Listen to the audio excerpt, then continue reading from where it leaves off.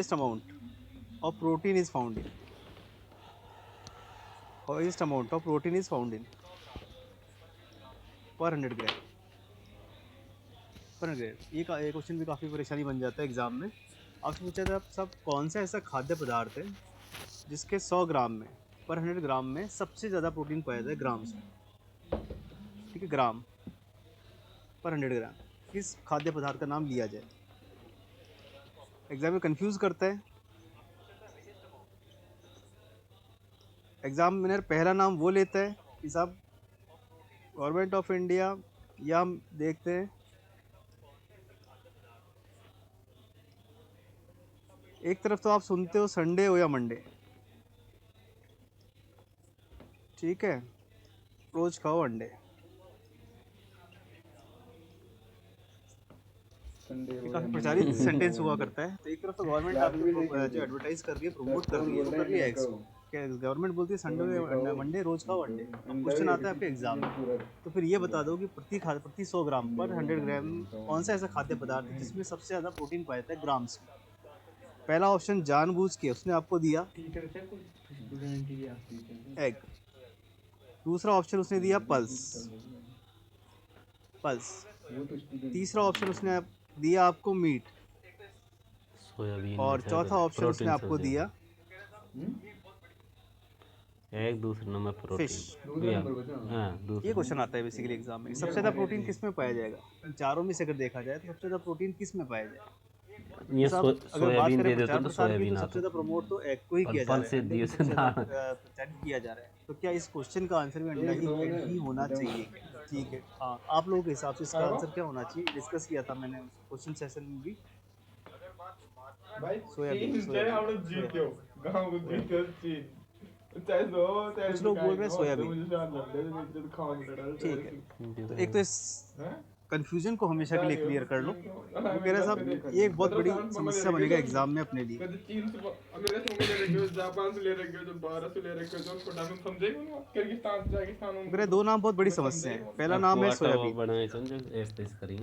और दूसरा नाम है एग। चाइना के भाई अमेरिका बहुत ये बहुत बड़ी समस्या बन सकते हैं, अगर आप अभी से कंफ्यूजन भारत साथ लेके विश्वास चलोगे होकर तो अमेरिका थोड़ा सा हमारे कंफ्यूज युद्ध करेंगे, लड़वार अदरवाइज आप यही क्लियर कर लोगे तो आगे बात बहुत ईजी होगी। ठीक है, रूस नहीं है हमेशा अभी के तक लिए यार, दिमाग इस में बार फिट सेक्टर कर में लो। लड़वा अगर बात क्वांटिटी की हो रही है, तो फिर भी ठीक है, अगर बात मात्रा की हो रही है, तो जिसका पलड़ा भारी होने वाला है वो है सोयाबीन। तुम पड़ जाओ, ठीक, चढ़ा हो जाओ, और अगर बात क्वालिटी की हो रही है, रूस पत्रों बिड़ो जो मेरे खाटा गया जो अगर बात गुणवत्ता की हो रही है कि कौन सा प्रोटीन ज्यादा गुणकारी है, तब बात होगी एग प्रोटीन। ये कंसेप्ट हमेशा के लिए दिमाग में क्लियर कर लो। सोयाबीन नो डाउट सबसे ज्यादा, सोयाबीन में पाया जाता है 43.2 ग्राम, सबसे ज्यादा मैक्सिमम। मैक्सिमम अफगानिस्तान में भी रूस, अगर आप बात करो पर 100 ग्राम की, अफगानिस्तान पे भी रूस, अगर आप बात करो पर 100 ग्राम की, तो सबसे ज्यादा सोयाबीन में पाया जाता है। बट सोयाबीन तो उसने ऑप्शन में कहीं दिया ही नहीं है, तो क्या करें फिर। अगर साहब सोयाबीन तो हम कर देते, बट सोयाबीन तो भी ऑप्शन में दिया ही नहीं है, तो अपन क्या करें। क्या अब इसका आंसर एग कर देना चाहिए या इसका आंसर कुछ और है। तो अपन बोलेंगे ऐसा कुछ नहीं है। एशिया यूरोप में कितना हो रहा, तो अमेरिका के ऊपर से ना अलास्का, दक्षिण अमेरिका में तीन तीन सेकंड नंबर पे भी जो नाम आता है वो पल्सेस ही। पल्सेस का जो रेंज हुआ करता है, पल्सेस का जो रेंज हुआ करता है वो हुआ करता है 22 से 25 ग्राम, 22 से 25 ग्राम। सॉरी। जैसे आप आगे बढ़ोगे, उसके बाद नाम आता है एफएम। एफएम रेडियो से दिमाग में रख लेना। उसके बाद नाम आता है एग वाइट। उसके बाद नाम आता है राइस और मिल्क। उसके बाद नाम आता है राइस और मिल्क। ऐसे पेयर्स में याद कर जाना, आपको याद आ जाएंगे। क्वांटिटी की लिस्ट अगर आप पेयर से याद करना चाहो तो आपको याद आ जाएंगे। वो कह रहे साहब पहले नंबर पे तो नो डाउट सोयाबीन ही होती है, 43.2 ग्राम मैक्सिमम सबसे ज़्यादा। उसके बाद भी अंडा कहीं नहीं है, एग तो बहुत दूर है, एग तो बहुत दूर है। उसके बाद आता है फिश।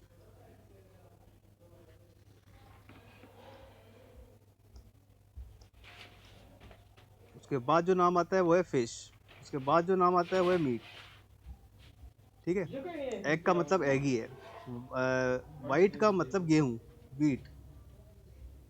एग के दो पार्ट होते हैं, सबको पता है। एग का जो बाहर वाला पार्ट होता है वाइट कलर का, उसको एग वाइट बोलते हैं। जो बीच वाला पार्ट होता है उसे एग योक बोलते हैं। तो वो मीनोमिक आप चाहो एग वाइट, तो आपको दोनों याद आ जाएंगे कि एग पहले नाम है, पहले एग है, फिर दूसरे वीट है, फिर आपका राइस, और फिर आपका मिल्क।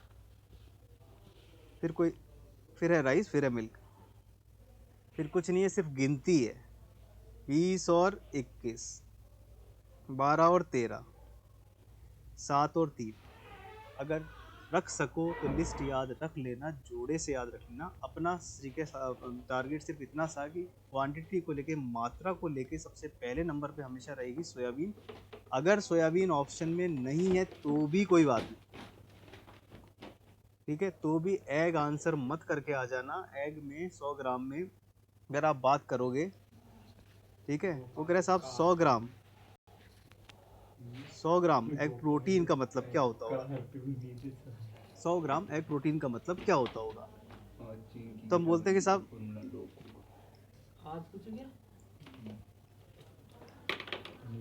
वो रहा अंडे में अगर बात करें अपन, ठीक है, ऑन एन एवरेज एक अंडे का वजन होता है 60 ग्राम। ठीक है, ये आप दिमाग में रख लेना, इससे क्वेश्चन थोड़े से अपने रिकॉल हो जाएंगे। ऑन एन एवरेज एक आदमी का जितना वजन किलोग्राम्स में होता है, ऑन एन एवरेज एक अंडे का वजन ग्राम 60 ग्राम। इससे हमें ही मदद मिलेगी। वो कह रहा है अगर आप इस 60 में 10 जोड़ दोगे, एक फ़ायदा तो होगा आपको, एक क्वेश्चन आपको नहीं रटना पड़ेगा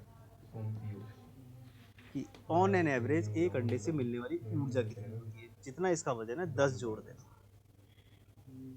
एक अगर आप इसका 0 हटा दोगे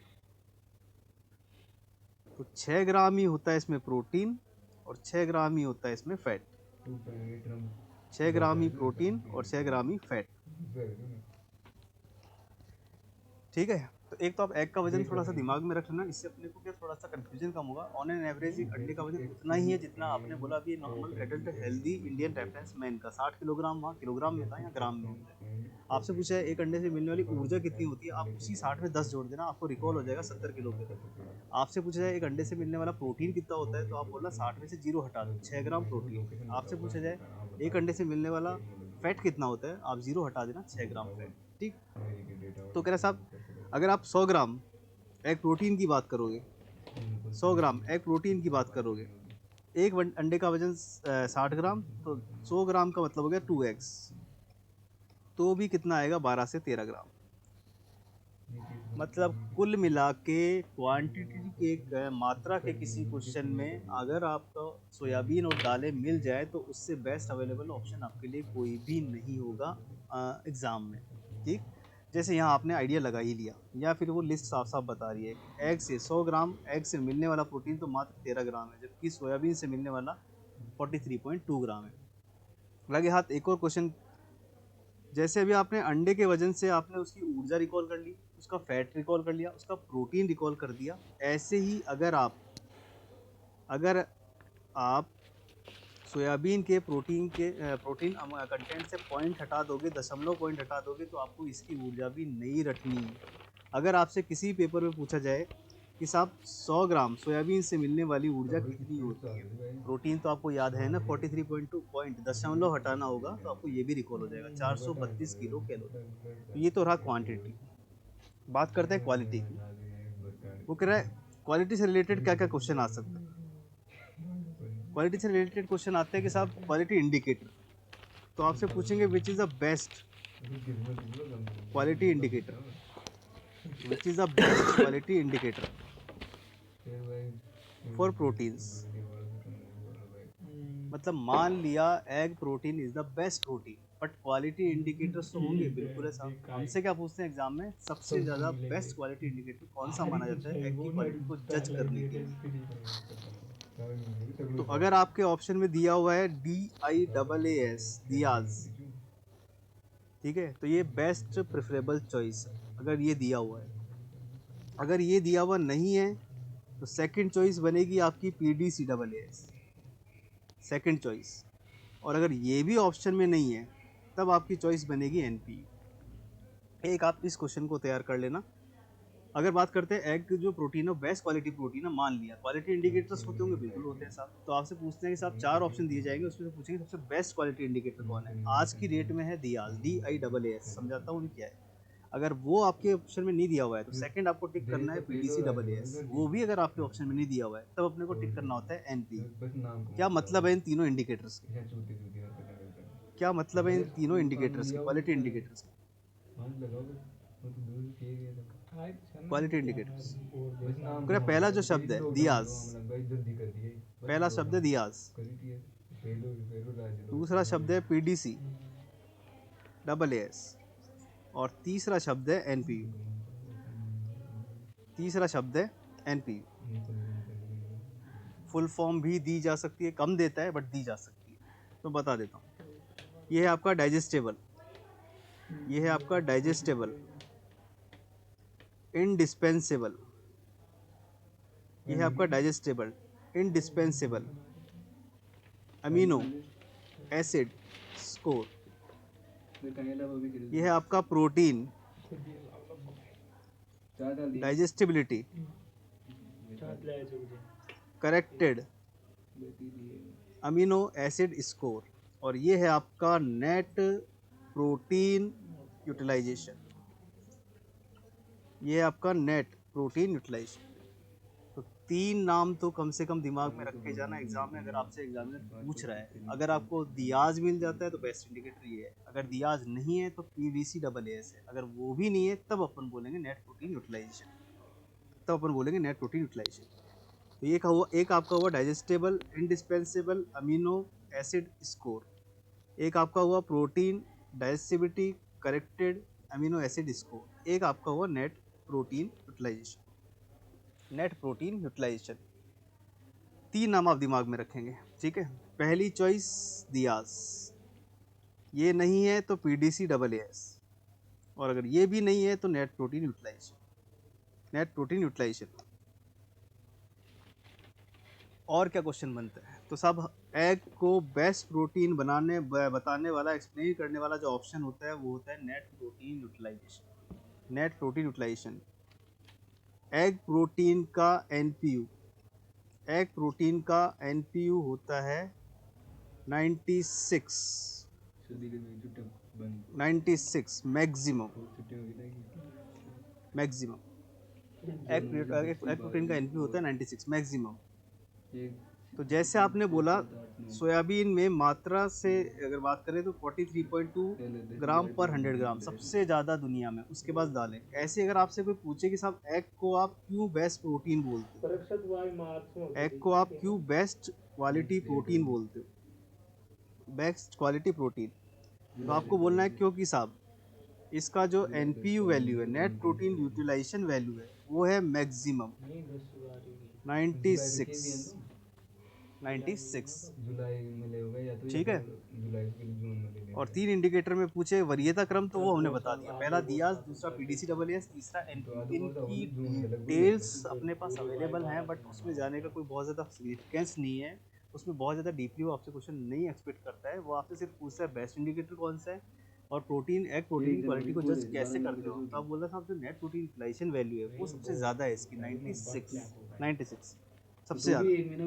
और क्या क्वेश्चन बन सकता है, तो बोला साहब अब हमने फ़िल्टर कर लिया है, अब हमने फ़िल्टर कर लिया है,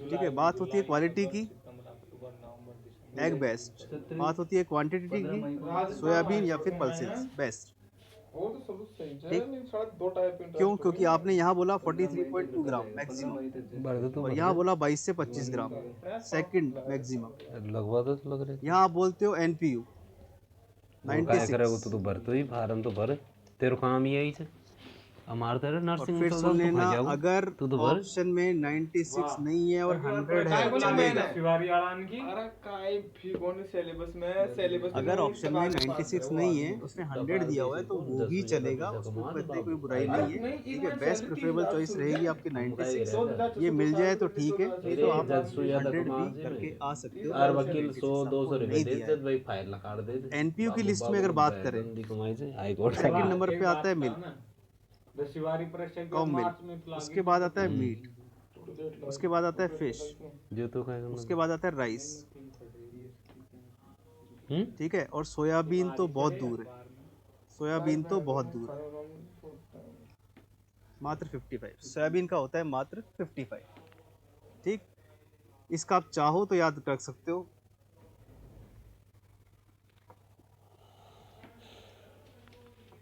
काउ मिल्क का 81 है, इसका 79 है, इसका 77 है, इसका 65 है। ये आपकी श्रद्धा पे है, चाहो तो आप याद रख सकते हो, चाहो तो ना रखो। पल्सेस की बात करें, पल्सेस का भी बहुत कम होता है, 45 से 50, 45 से 50।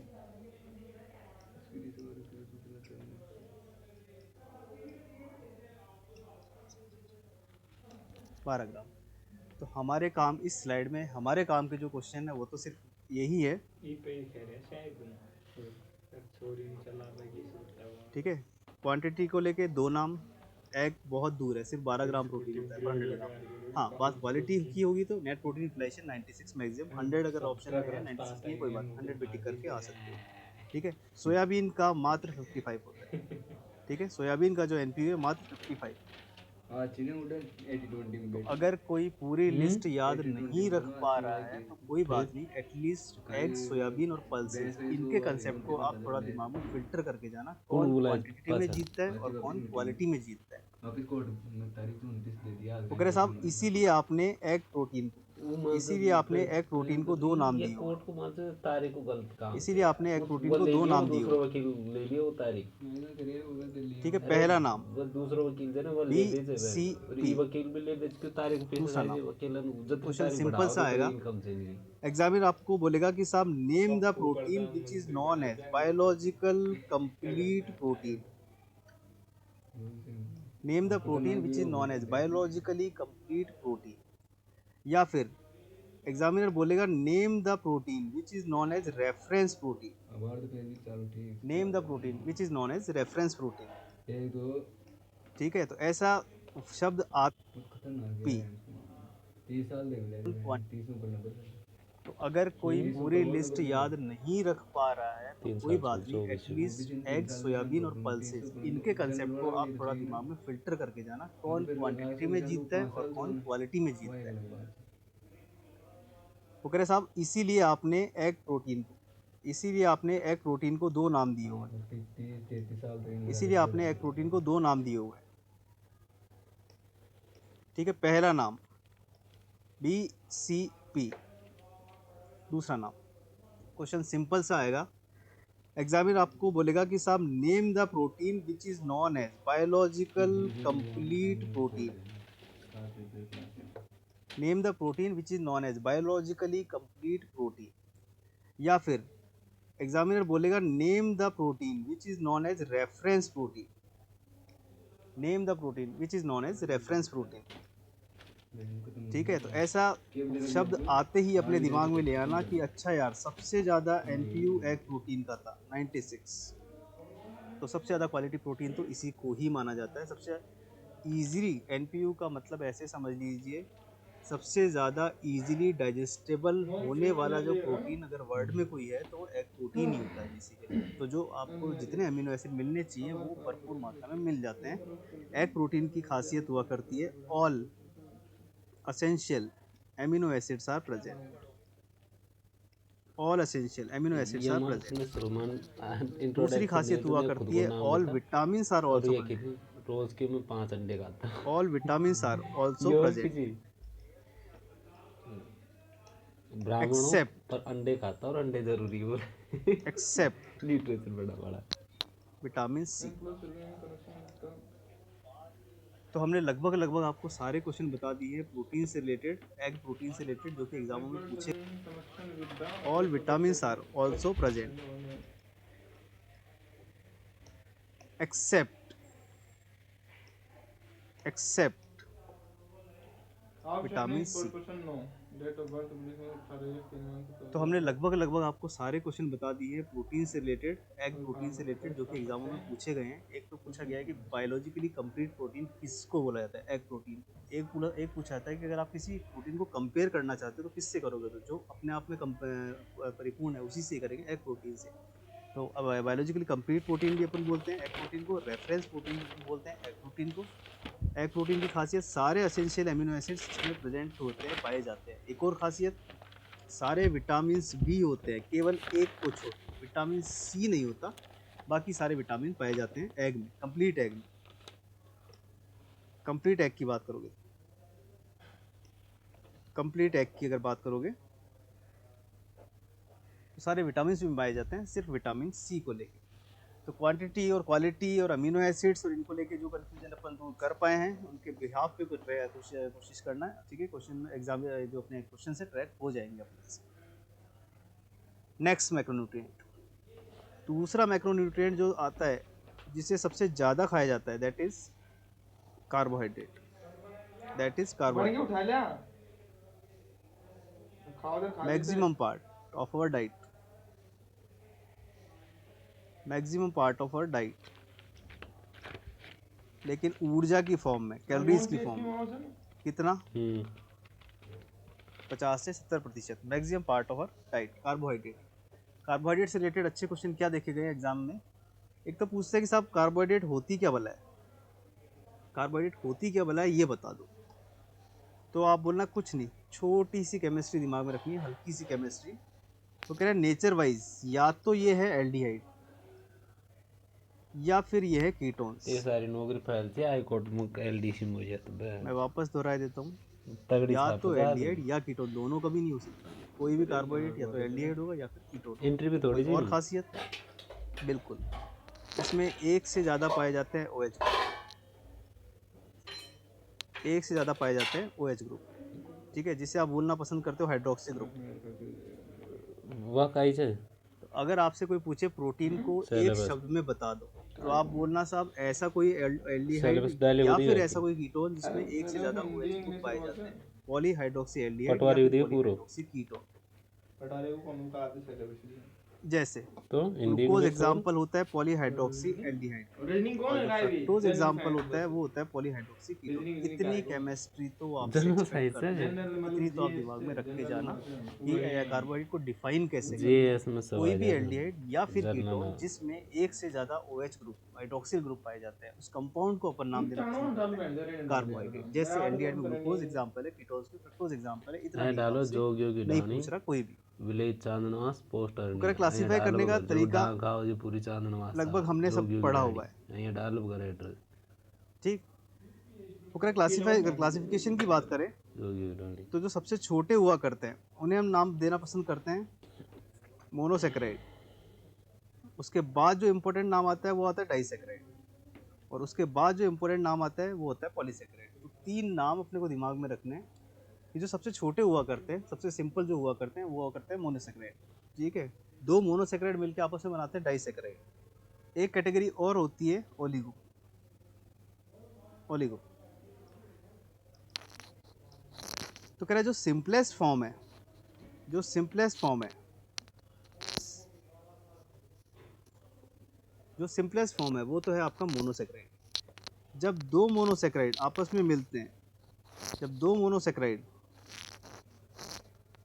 आपस में यूनाइट होते हैं तब बनते हैं डाइसेक्राइड। सिंपलेस्ट फॉर्म है, उन्हें हम नाम देना पसंद करते हैं, सब पढ़ा हुआ है, ठीक। ओकरा क्लासिफिकेशन की बात करें तो जो सबसे छोटे हुआ करते हैं उन्हें हम नाम देना पसंद करते हैं मोनोसेक्राइड। उसके बाद जो इम्पोर्टेंट नाम आता है वो आता है डाइसेक्राइड, और उसके बाद जो इम्पोर्टेंट नाम आता है वो होता है पॉलीसेक्राइड। तो 3 नाम अपने को दिमाग में रखने हैं कि जो सबसे छोटे हुआ करते हैं, सबसे सिंपल जो हुआ करते हैं वो हुआ करते हैं मोनोसेक्राइड, ठीक है। 2 मोनोसेक्राइड मिलकर आपस में बनाते हैं डाइसेक्राइड। एक कैटेगरी और होती है ओलिगो, ओलिगो। तो कह रहा है जो सिंपलेस्ट फॉर्म है, जो सिंपलेस्ट फॉर्म है, जो सिंपलेस्ट फॉर्म है वो तो है आपका मोनोसेक्राइड। जब दो मोनोसेक्राइड आपस में मिलते हैं, जब दो मोनोसेक्राइड आपस में यूनाइट होते हैं तब बनते हैं डाइसेक्राइड। जब 10 से ज़्यादा अच्छा ग्रेजुएशन मांगी थी मैं। जब 10 से ज़्यादा मोनोसेक्राइड्स 10 से ज़्यादा मोनोसेक्राइड्स आपस में यूनाइट होते हैं तब बनते हैं पॉलीसेक्राइड। एक हल्का सा क्लासिफिकेशन ये अपने को दिमाग में रखना है, कितने प्रकार के होते हैं कार्बोहाइड्रेट्स। अगर गलती से पूछ ले बीच वाले कहाँ गए 3 से 9, तो उसकी जो कैटेगरी होती है वो होती है ओलिगोसेक्राइड, जो कम पूछी जाती है एग्जाम में। 3 तो कम से कम याद रखना। सबसे छोटे मोनोसेक्राइड, अगर 2 मोनोसेक्राइड आपस में जुड़ रहे हैं तो डाइसेक्राइड, और अगर 10 से ज़्यादा मोनोसेक्राइड यूनिट्स आपस में जुड़ रही है तब उन्हें बुलाते हैं पॉलीसेक्राइड। एक छोटा सा अपने क्लासिफिकेशन दिमाग में ये रख के जाना है कार्बोहाइड्रेट्स का। ठीक है, कुछ शुगर्स है जिन पे अपने से क्वेश्चन पूछे जाएंगे। डिवीजन ग्रेड के मायने हम परसेंटेज लिखो या फिर ग्रेड फर्स्ट ग्रेड। अगर आपने 3 नाम बोले, ये हम डिवीजन लिखनो जी आपने 3 नाम बोले, पहले मोनोसेक्राइड्स, दूसरा नाम आपने बोला डाइसेक्राइड्स, परसेंटेज कौन लिखनी और डिवीजन तीसरा मतलब इंपॉर्टेंट नाम डिवीजन आपने होते। बोला polysaccharides. First division second division percentage अपने काम के क्वेश्चन क्या है वो डिस्कस कर लेते हैं। फर्स्ट डिवीजन अगर अपने काम के क्वेश्चंस में मोनोसेक्राइड्स में जो नाम आते हैं that is glucose, fructose, galactose और मैनोज।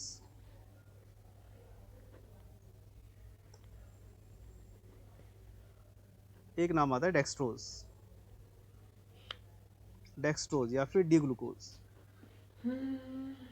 ठीक, डाइसेक्राइड में 3 नाम है MLS। आप चाहो तो दिमाग में रख लेना मोहन लाल शर्मा। 3 नाम डाइसेक्राइड में MLS, MLS। M का मतलब माल्टोस, L का मतलब लैक्टोस और S का मतलब सुक्रोज, S का मतलब सुक्रोज।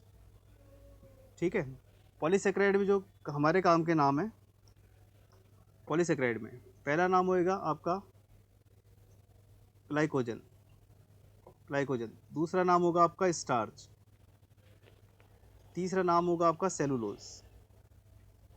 3 नाम जो हमसे एग्जामिनर पूछ सकता है, हमारे काम के नाम जो है वो 3। अब ये नाम हमने इसलिए लिखे हैं, एक तो नेचर पूछी जाए तो नेचर बता देना कौन किस प्रकृति का है। ठीक, बाकी जो क्वेश्चन पूछे गए वो क्या है। एक क्वेश्चन बनेगा आपका गैलेक्टोज पे, एक क्वेश्चन बनेगा आपका डेक्सट्रोज पे, एक क्वेश्चन है आपका लैक्टोज पे, एक आपका सुक्रोज पे। इन सब पे क्वेश्चंस है, बेसिकली वो क्वेश्चंस डिस्कस कर लेते हैं अपन। तो क्वेश्चन से रिलेटेड क्वेश्चन रिलेटेड जो आंसर है वो हमसे एक्सपेक्ट किए जाएंगे एग्जाम में। क्या क्या क्वेश्चन आते हैं किसको, तो वन बाय वन डिस्कस कर लेते हैं। पहला क्वेश्चन नंबर फर्स्ट, गैलेक्टोज पे क्या क्वेश्चन आता है। गैलेक्टोज पे तो आप बोलना इजी है, वहाँ पे रिकॉल करना A for apple, B for baby, C for cats, G for galactose, G for ganglioside, G for ganglioside. तो जैसे ही 4 ऑप्शन सामने आते हैं, गैलेक्टोज अगर आपके सामने आ रहा है तो गैलेक्टोज से आप G for galactose, G for ganglioside दिमाग में ले आना, क्योंकि गैंग्लियोसाइड ही आगे जाके जन्म देते हैं संरचनात्मक और क्रियात्मक इकाई ऑफ ब्रेन, जिसे आप बोलते हो न्यूरॉन। न्यूरॉन। एक क्वेश्चन तो गैलेक्टोज पे पूछा जाता है कि साहब गैलेक्टोज का काम क्या है बॉडी में, तो आप बोलना गैलेक्टोज का काम बेसिकली गैंग्लियोसाइड फॉर्मेशन हुआ करता है, जो कि आगे जाके न्यूरॉन जो सबकी संरचनात्मक क्रियात्मक है ब्रेन की हुआ करता है, उसके संरचना में पार्टिसिपेट करता है। यार मैं हमारा क्वेश्चन क्या है, हमारा क्वेश्चन पूछा जाता है कि साहब name the sugar, name the sugar which is known as brain sugar, name the sugar which is known as brain sugar. तो जिसने इतना दिमाग लगा लिया कि सब ganglioside neuron structural functional unit of brain, वो तो आराम से आंसर कर ही देगा कि यार अच्छा गैलेक्टोज को ही बोला जाना चाहिए ब्रेन शुगर, जो कि ब्रेन फॉर्मेशन में पार्टिसिपेट कर रही है। नेक्स्ट आता है एक डेक्सट्रोज, नेक्स्ट आता है डेक्सट्रोज। डेक्सट्रोज पे 2 क्वेश्चन एक्सपेक्टेड है।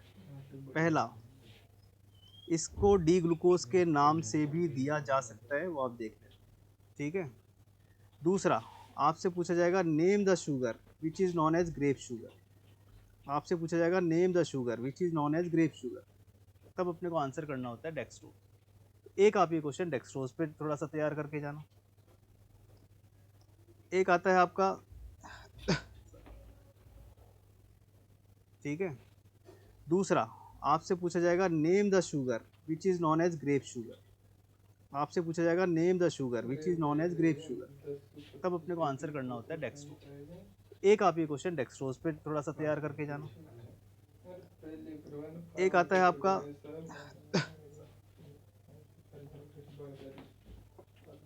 डाइसैकेराइड्स की बात करें,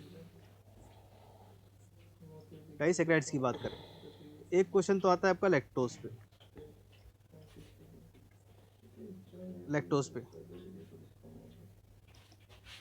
तो क्या लैक्टोज को एक नाम देते हैं, लैक्टोज को अपन जोड़ लेते हैं एक वर्ड से, लैक्टेशन से। लैक्टोज को आपने जोड़ लिया लैक्टेशनल पीरियड से, तो जिसने लैक्टोज को लैक्टेशनल पीरियड से जोड़ लिया,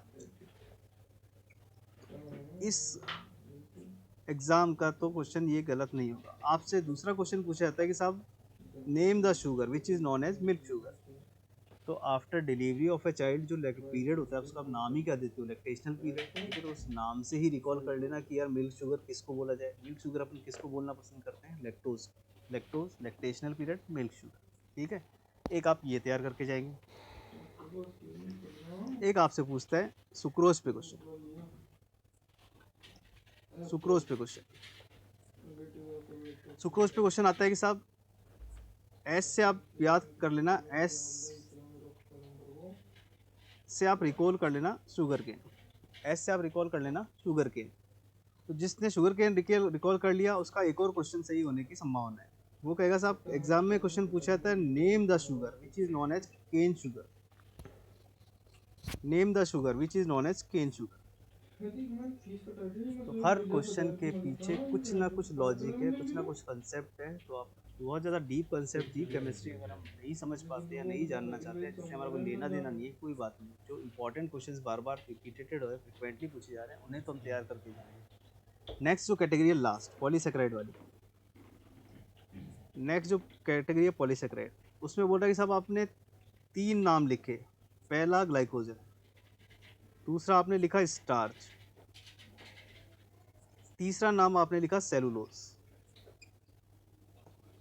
हमसे क्या क्वेश्चन पूछे जा सकते हैं इन तीनों पे, पॉलीसेकेराइड में। ठीक, तो लगभग सभी को पता है। अगर बात कर रहे हैं स्टोर्ड फूड इन एनिमल्स, ठीक है, कहाँ, लीवर में, कितना, लगभग 500 ग्राम। तो नाम क्या होता है, ग्लाइकोजन। अगर वही क्वेश्चन की लैंग्वेज में वो लिख देता है कि नहीं साहब स्टोर्ड फूड इन एनिमल्स, तब नाम क्या बदल के हो जाता है, स्टार्च। और वो बोलता है कि नहीं साहब ये बताइए सेल वॉल ऑफ प्लांट्स कौन से पॉलीसेकेराइड की बनी होती है, इसका आंसर होता है सेलुलोज, इसका आंसर होता है सेलुलोज। तो ये कुछ चुनिंदा क्वेश्चन है क्लासिफिकेशन पे बेस्ड। तब क्या होता है, ग्लाइकोजन। अगर वही क्वेश्चन की लैंग्वेज में वो लिख देता है कि नहीं साहब स्टोर्ड फूड इन एनिमल्स, तब नाम क्या बदल के हो जाता है, स्टार्च। और वो बोलता है कि नहीं साहब ये बताइए सेल वॉल ऑफ प्लांट्स कौन से पॉलीसेकेराइड की बनी होती है, इसका आंसर होता है सेलुलोज, इसका आंसर होता है सेलुलोज। तो ये कुछ चुनिंदा क्वेश्चन है क्लासिफिकेशन पे बेस्ड। तो अपने को बहुत ज़्यादा डीप क्लासिफिकेशन में तो नहीं जाना है, बट अपने से चुनिंदा क्वेश्चन अपने से एक्सपेक्ट किए जाते हैं। वो कह रहा है बात तो सही है, हमारी बॉडी में एक वेस्टिजियल ऑर्गन है, हमारी बॉडी में एक वेस्टिजियल ऑर्गन है, अवशेषी अंग है, अवशेषी अंग। नाम आप देना पसंद करते हो अपेंडिक्स, अपेंडिक्स। वो कह रहा है हमारी बॉडी में अपेंडिक्स का प्रेजेंट होना यही बताता है कि हम भी कभी प्लांट्स को डाइजेस्ट कर पाते थे। कोई बात नहीं, हमें सिर्फ इतना पता होना चाहिए जो प्लांट्स की सेल वॉल बनी होती है वो बेसिकली कार्बोहाइड्रेट ही हुआ करती है, पॉलीसेकेराइड ही हुआ करती है, नाम होता है उसका सेलुलोज। तो इस तरीके से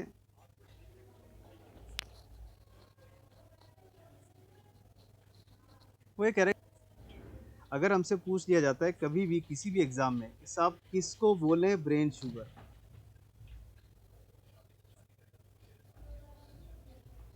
को दिमाग में याद करके रख के जाना है 2 किलो कैलोरी। तो किसी भी exam non starch polysaccharide fibres ही होते हैं, एक ड्रग की फॉर्म में, डाइटरी फॉर्म में एक बेसिकली इसबगोल मिला करता है, इसबगोल फाइबर्स ही होते हैं, ठीक है, फाइबर्स ही होते हैं। तो आप तो सिर्फ इतना सा ध्यान रखना,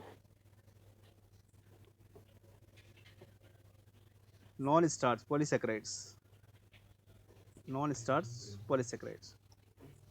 आप तो किसी भी एग्जाम में सिर्फ इतना ध्यान रखना, फाइबर्स जो हुआ करते हैं वो बेसिकली कार्बोहाइड्रेट ही हुआ करते हैं। कार्बोहाइड्रेट में भी कौन से हुआ करते हैं, पॉलीसेकेराइड हुआ करते हैं, स्टार्च का अमाउंट इनमें कम पाया जाता है। तो किसी भी एग्जामिनर में अगर फाइबर्स पे क्वेश्चन आ रहा है तो समझ जाना बेसिकली उसकी जो नेचर है वो क्या है, कार्बोहाइड्रेट्स हुआ करती है फाइबर्स की।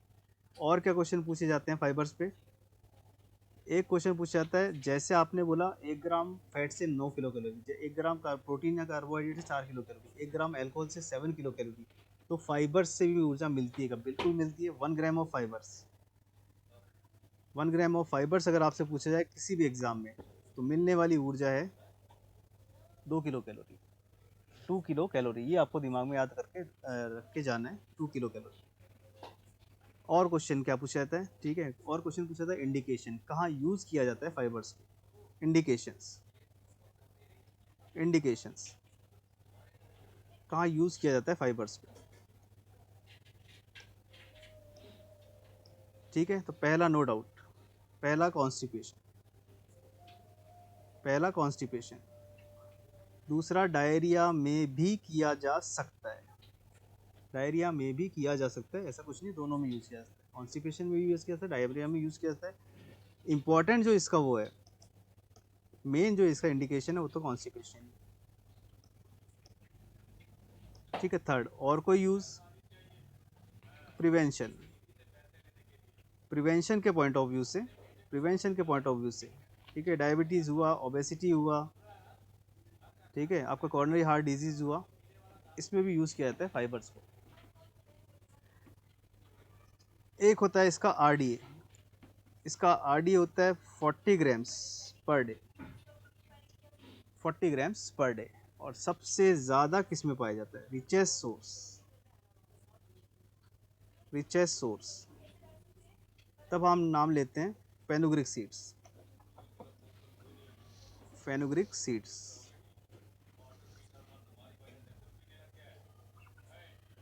तो कार्बोहाइड्रेट्स में एक फाइबर्स वाली कैटेगरी को भी आप थोड़ा इग्नोर मत करके जाना, फाइबर्स आजकल इंपॉर्टेंट हो गए हैं, इंडाइजेशन बहुत कॉमन प्रॉब्लम हो गई है, तो इंपॉर्टेंट क्वेश्चन वो आपसे पूछता है। फाइबर्स सबने आंखों देखे, जो ये सब बोलो तो फाइबर्स ही हुआ करते हैं बेसिकली। नेचर इनकी कैसी है, पॉलीसेकेराइड इनकी नेचर है, स्टार्च का अमाउंट कम है, स्टार्च का अमाउंट कम होने की वजह से ही प्रिवेंटिव मोड में basically diabetes, obesity, coronary heart disease में भी ये यूजफुल माने जाते हैं। 1 ग्राम फाइबर से मिलने वाली ऊर्जा पूछी जाती है 2 किलो कैलोरी पे।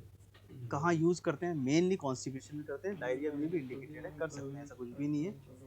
फाइबर्स का काम समझ लीजिए, फाइबर्स कुछ नहीं करते हैं, फाइबर्स हमारी इंटेस्टाइन में अनडाइजेस्टेड फूड को सिर्फ बल्की बनाते हैं, गैस्ट्रिक मोटिलिटी को इम्प्रूव करते हैं, कॉन्स्टिपेशन रिलीव होता है, और डायरिया में भी दिए जा सकते हैं क्योंकि स्टूल की कंसिस्टेंसी जो है वो थिन से थोड़ी सी थिक हो जाती है। दूसरा, क्योंकि ये फूड को एब्जॉर्ब होने से रोक रहे हैं तो न ग्लूकोज जा रहा है न कोलेस्ट्रॉल जा रहा है जितना जाना चाहिए, तो प्रिवेंटिव मोड में ये diabetes, hypertension, coronary heart disease, obesity, इनको भी बेसिकली प्रिवेंट करते हैं। तो फाइबर्स को भी आप थोड़ा सा देख जाना। रिचेस्ट सोर्स ऑफ फाइबर पूछा जाता है तो सबने सुना हुआ है मेथी, मेथी, ठीक है। तो जो मेथी हुआ करती है उसके सीड्स, उसके जो बीज हुआ करते हैं उसमें सबसे ज़्यादा फाइबर कंटेंट पूछा जाता है, क्वेश्चन आता है रिचेस्ट सोर्स ऑफ फाइबर्स होगा मेथी ही, और नाम आएगा अंग्रेजी फेनुग्रिक सीड्स, ठीक है। तो आप बोल देना A for apple, B for baby, C for cat, F for fibres, F for fenugreek भर दो सीड्स। फॉर्म। हाँ, करा दे F तो फॉर साथ आ फेनुग्रीक जाएगा। सीड्स। अरे, भर दो और रिकमेंडेड कहीं RDA पूछे, RDA होता है 40 ग्राम्स पर डे, कौन होता है उनकी? फाइबर्स का 40 ग्राम्स पर डे। तो इतना कार्बोहाइड्रेट्स के बारे में आप थोड़ा सा जरूर से पढ़ के जाएं, ठीक है, इससे कम पे तो काम नहीं चलेगा। लास्ट मैक्रोन्यूट्रिएंट जो बचते हैं, these are fats, these are fats, lipids. Last जो मैक्रोन्यूट्रिएंट बचते हैं आपके, दीज आर फैट्स, लिपिड्स। तो पता से मैंने लिपिड्स से क्या गई साल एक्सपेक्ट, का लाओ कदे लिपिड्स में फार्म क्या को बरे एक्सपेक्ट तो करता है कद हमसे गई साल एग्जाम से में, भर मेन मेन लागे एस्पेक्ट तो वो हम दो से एक साल बताते हैं, पहले डिस्कस करते हैं। बस क्वेश्चन नंबर फर्स्ट, दो एक साल से भर लागे पहला आपसे पूछा गया किसी तैयारी एग्जाम करता में, शुरू विच से इज द तो कब तक हाँ कंसंट्रेटेड, कहीं लागता तो वैसे टेंशन खत्म हो विच is the concentrated source of energy for human beings, for human beings. तो भैया क्वेश्चन की लैंग्वेज थोड़ा पढ़ जाना। कंसंट्रेटेड का मतलब हिडन, कंसंट्रेटेड मतलब हिडन। एक ही क्वेश्चन आया हुआ है, विच is the concentrated source of energy for human being, मतलब रेगुलर यूज नहीं हो रहा है, रेगुलर तो ग्लूकोज यूज होता है, कार्बोहाइड्रेट यूज होता है, लेकिन अगर आप फास्टिंग में हो, स्टारवेशन में हो, या आप किसी भी वजह से ग्लूकोज नहीं ले पा रहे हो, तब सोर्स ऑफ एनर्जी क्या बनेगा, तब हमारी जुबान पे जो नाम आता है वो होता है fats. Concentrated source of energy, maximum energy प्रति ग्राम 9 किलो कैलोरी, हिडन। नेक्स्ट वो क्या क्वेश्चन एक्सपेक्ट करता है आपसे, फीस कट गई। नेक्स्ट एग्जामिनर बोलता है कि साहब अगर बात करें कितना होना चाहिए बॉडी वेट का, तो आप बोलते हैं 15 to 20% of body weight, 15 to 20% of body weight. जैसे आपने प्रोटीन में बोला 20% of body weight ideally protein होना चाहिए बॉडी वेट का, तो फैट भी आप दिमाग में रखना, 15 से 20% ऑफ बॉडी वेट जो हुआ करता है दैट इज फैट्स, लिपिड्स। और क्या क्वेश्चन पूछे जाएंगे हमसे लिपिड्स, तो कह रहे हैं जैसे यार अभी आपने कार्बोहाइड्रेट्स को बांटा था, जैसे आपने कार्बोहाइड्रेट्स को बांटा था, वैसे ही आप लिपिड्स को भी बांटते हो 3 नामों में। पहला नाम होता है सिंपल, दूसरा नाम होता है कॉन्जुगेटेड, और तीसरा नाम होता है डेराइव्ड, तीसरा नाम होता है डेराइव्ड। तो ये 3 नाम आपको दिमाग में रखना पड़ेगा। जैसे अभी आपने थोड़ी देर पहले कार्बोहाइड्रेट्स को बोला मोनोसेक्राइड, डाइसेक्राइड, पॉलीसेक्राइड, ऐसे ही लिपिड्स को भी अगर आप क्लासीफाई कर लोगे तो ज़्यादा ठीक रहेगा। लिपिड्स भी क्लासीफाई होते हैं, लिपिड्स की फॉर्म में पहला होता है सिंपल, दूसरा होता है कॉन्जुगेटेड, तीसरा होता है डेराइव्ड। सिंपल का मतलब,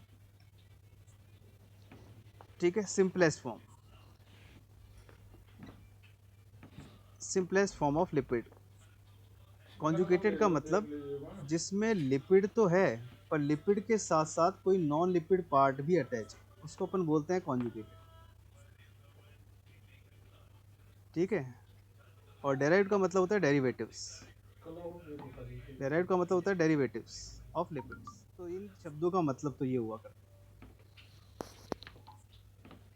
क्वेश्चन क्या आते हैं हम बता देंगे आपको, बट 3 शब्द हैं, एक आपने लिखा सिंपल, एक आपने लिखा कॉन्जुगेटेड, एक आपने लिखा डेराइव्ड। तीनों का मतलब थोड़ा सा क्लियर कर लो, ठीक है। सिंपल का मतलब simplest form of lipid body में अगर है तो कौन सी है, सिंपल लिपिड।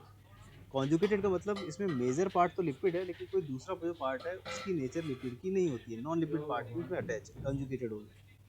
डेराइव्ड की बात करोगे तो लिपिड्स के जो डेराइवेटिव फैट्स हुआ करते हैं उनको अपन बोलते हैं डेराइवेटिव लिपिड्स। अपने काम के क्वेश्चन क्या पूछे जाते हैं वो अपन डिस्कस कर लेते हैं। पहला क्वेश्चन आपसे पूछते हैं most abundant form of lipids in our body. Simple में तो एक क्वेश्चन बार बार रिपीट होता है, हमारे शरीर में लिपिड की कौन सी फॉर्म सबसे ज़्यादा प्रचुर मात्रा में पाई जाती है, सबसे ज़्यादा, most abundant. Most abundant, abundant का मतलब प्रचुर मात्रा, प्रचुर मात्रा। तब आपकी जुबान पे नाम होना चाहिए ट्राइग्लिसराइड्स, ट्राइग्लिसराइड्स।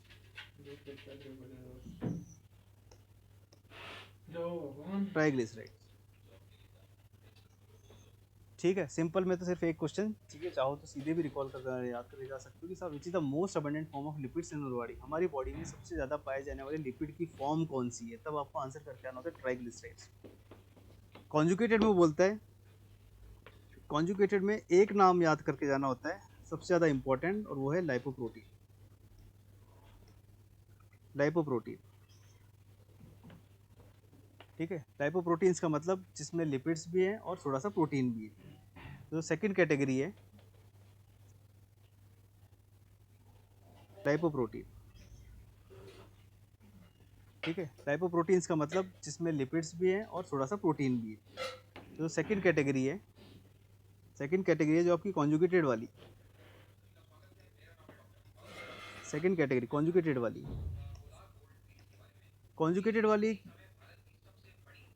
कैटेगरी बोल रही है कि मेजर अमाउंट तो इसमें लिपिड का ही है, लेकिन थोड़ा सा कोई ऐसा पार्ट है जिसकी nature non lipid, minor. Example की फॉर्म में बोल सकते हैं कि जैसे सपोज ग्लूकोज ऐड हो गया, ग्लूकोज प्लस लिपिड, तो आपने नाम क्या दिया हुआ है, ग्लाइकोलिपिड्स, पढ़ते ही हो आप, ठीक। नेक्स्ट बोला है सपोज जैसे आपने ऐड कर दिया फॉस्फोरस, फॉस्फोरस प्लस लिपिड, तो नाम बदल के क्या हो गया, फॉस्फोलिपिड्स।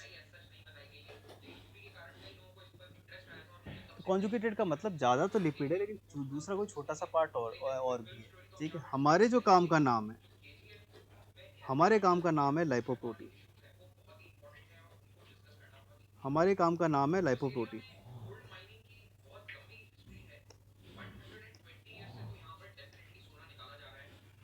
लाइपोप्रोटीन्स के नाम के लास्ट में प्रोटीन आ रहा है, इसका मतलब ये मत समझ जाना कि ये प्रोटीन हुआ करता है, ठीक है। इसका बेसिकली जो कैटेगरी है वो कॉन्जुगेटेड लिपिड्स है, इसमें ज़्यादा लिपिड है लेकिन थोड़ा सा प्रोटीन इस पार्ट में होता है।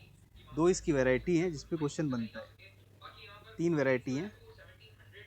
एक आप बोलते हो हाई डेंसिटी लाइपोप्रोटीन HDL, एक आप बोलते हो लो डेंसिटी लाइपोप्रोटीन LDL, एक आप बोलते हो very low density lipoprotein VLDL। तीन शब्द आप बोलते हो।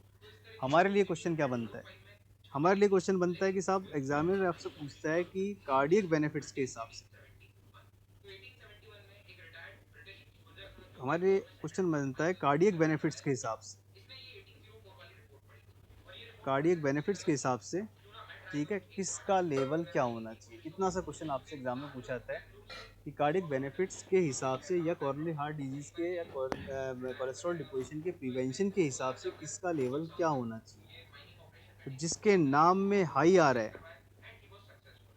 उसका तो होना चाहिए लेवल ज़्यादा, और जिसके नाम में लो या वेरी लो आ रहा है उसका लेवल होना चाहिए कम। एक छोटी सी बात आप दिमाग में रख के जाना, ये बार बार रिपीट होता है क्वेश्चन कि साहब HDL LDL VLDL के सीरम लेवल्स को लेके अगर बात करें prevention of coronary heart disease, कौन होना चाहिए ज़्यादा, कौन होना चाहिए कम। जिसके नाम में हाई आ रहा है वो जो होना चाहिए ज़्यादा, जिसके नाम में लो या फिर वेरी लो होना है उसको जो लेवल होना चाहिए वो होना चाहिए कम। तीसरी जो कैटेगरी है डेराइव लिपिड की, तीसरी जो कैटेगरी है वो है डेराइव लिपिड्स। तीसरी जो कैटेगरी लास्ट वो बनती है डेराइव लिपिड्स, मतलब लिपिड्स को तोड़ा जाए बेसिकली तब की बात हो रही है। तो कह रहे साहब क्वेश्चन क्या क्या इंपॉर्टेंट माने जाते हैं। एक तो आपसे पूछा जाएगा कि साहब लिपिड को बेसिकली तोड़ने वाले एंजाइम का नाम क्या है, तो वो अपन बता देंगे लाइपेज, ठीक। बनने वाले प्रोडक्ट कौन कौन से हैं, तो आप बोलोगे एक तो बनता है फैटी एसिड्स, एक तो बनता है फैटी एसिड्स और दूसरा बनता है ग्लिसरॉल, दूसरा बनता है ग्लिसरॉल। फैटी एसिड ही आगे जाके जन्म देते हैं कोलेस्ट्रॉल, और कोलेस्ट्रॉल ही आगे जाके जन्म देते हैं बाइल एसिड्स या फिर बाइल सॉल्ट्स, बाइल सॉल्ट्स, ठीक। तो डेराइव्ड का मतलब होता है फैट, लिपिड से टूटकर बनने वाले लिपिड्स कौन कौन से हैं। तो आपको ज़्यादा नामों पे दिमाग नहीं लगाना है। पहला नाम डेराइवेटिव में आपने देखा कौन बन रहा है, फैटी एसिड।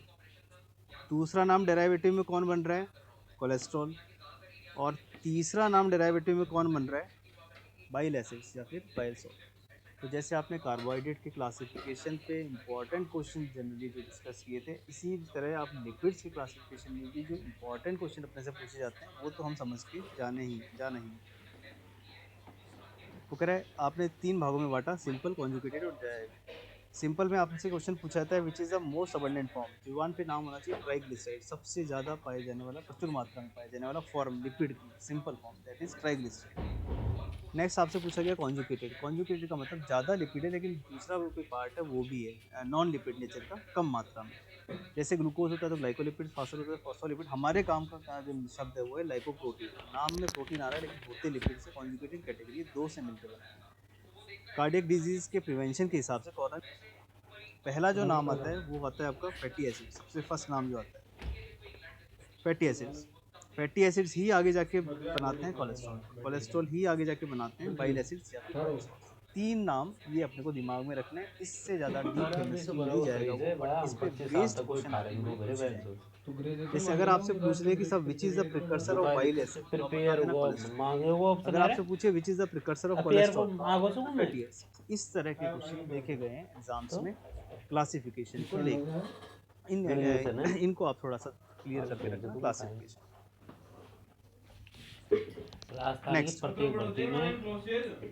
नेक्स्ट फाइनली वो बोलता है कि साहब आपने लिपिड्स को अभी अभी जब जीके तोड़ा तो जो पहला इम्पोर्टेंट नाम आपकी जुबान पे है that is fatty acids. Fatty acids, fatty acid. तो दूसरी जो इम्पोर्टेंट कैटेगरी बनेगी क्वेश्चंस के हिसाब से वो बनेगी फैटी एसिड्स। ठीक है, तो जैसे जब भी आप लिपिड या फैट ले रहे हो तो एक तरह से हमारी बॉडी में फैटी एसिड ही जा रहे हैं। तो फैटी एसिड्स पे इंपॉर्टेंट क्वेश्चन हमसे पूछे जाएंगे एग्जाम में, किस किस तरह के क्वेश्चंस हो सकते हैं फैटी एसिड्स को लेके, वो हम देखेंगे। तो साहब फैटी एसिड्स में दो आपको नाम सुनाई देंगे एग्जाम में। एक नाम होगा saturated, saturated fatty acid.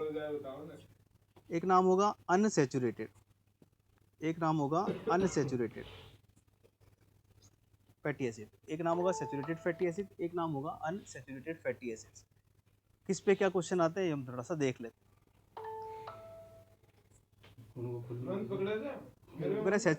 Saturated पे आप एक मिनोमिक बना के जाना सैटरडे ACP, ये छोटा सा मिनोमिक आप दिमाग में रखना जब भी कोई सैचुरेटेड फैटी एसिड का क्वेश्चन आ रहा है। तो अगर इधर बात करें तो इधर बोलेंगे अल्ट्रा वायलेट फिश, इधर आप बोलेंगे अल्ट्रा वायलेट फिश। एक क्वेश्चन तो इस स्लाइड पे बन जाता है। वो कह रहे साहब जब भी लिपिड्स बॉडी में जाते हैं और जब लिपिड्स का सामना लाइपेज से होता है तब बनता है फैटी एसिड्स और ग्लिसरॉल। ग्लिसरॉल तो ब्लड में चले जाता है, जो ग्लिसरॉल बनता है ग्लिसरॉल ये तो ब्लड में चले जाता है। ठीक है, अपने काम की चीज़ है फैटी एसिड जिस पे क्वेश्चन अपने से पूछे जाते हैं। तो बोला साहब दो नाम होते हैं, एक सैचुरेटेड फैटी एसिड, एक अनसैचुरेटेड फैटी एसिड। क्या क्वेश्चन बनते हैं उसके लिए थोड़ा सा एक मिनोमिक की हेल्प ले लेना। इधर लिखना सैटरडे ACP, इधर लिखना अल्ट्रा वायलेट फिश। क्या क्वेश्चन आएगा? क्वेश्चन आता है कि साहब जो सैचुरेटेड फैटी एसिड्स हैं उनका अगर ओरिजिन पूछा जाए तो अपन बोलते हैं एनिमल ओरिजिन, एनिमल ओरिजिन। लेकिन अगर अनसैचुरेटेड फैटी एसिड्स का ओरिजिन पूछा जाए तो अपन बोलते हैं वेजिटेबल ओरिजिन। एक क्वेश्चन तो आता है किसका सोर्स क्या है? सैचुरेटेड का सोर्स होता है एनिमल्स ओरिजिन और अनसैचुरेटेड फैटी एसिड्स का ओरिजिन होता है vegetable origin. Vegetable origin example के लिए बता देता हूँ। जैसे सैचुरेटेड में अपन बोलते हैं घी और अनसैचुरेटेड में कोई भी नाम लिख लो, जैसे सोयाबीन ऑयल,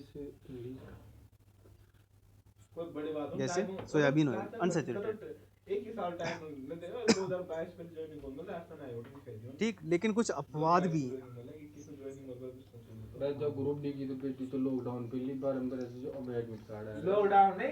लेकिन कुछ अपवाद भी हैं, एक्सेप्शन भी हैं कुछ। कौन सा ग्रुप डी आई गोट वाला है?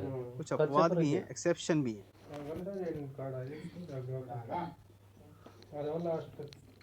एक्सेप्शन भी।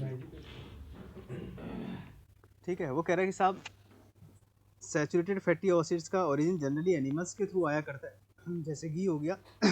बट जो अनसैचुरेटेड फैटी एसिड होता है उसका ओरिजिन वेजिटेबल हुआ करता है, जैसे सोयाबीन ऑयल। मैंने एक एग्जांपल लिया है, लेकिन दो अपवाद भी हैं, दो अपवाद भी हैं। एक कोकोनट ऑयल, दूसरा पाम ऑयल। ऐसे ही उधर है फिश, उधर है फिश। अब समझ लीजिए स्लाइड क्या कहना चाह रही है। स्लाइड कह रहे हैं सब जैसे ही लिपिड आपकी बॉडी में जाएंगे लाइपेज भी फेस होगा टूटेंगे, टूटते ही बनेगा फैटी एसिड। फैटी एसिड या तो होगा सैचुरेटेड या फिर होगा अनसैचुरेटेड। फैटी एसिड को लेके बाकी क्वेश्चन क्या पूछे जाते हैं। Saturated fatty acid animal origin हुआ करता है जनरली, लेकिन दो यहाँ पर तो The Buddy Boss app for LearnDash is almost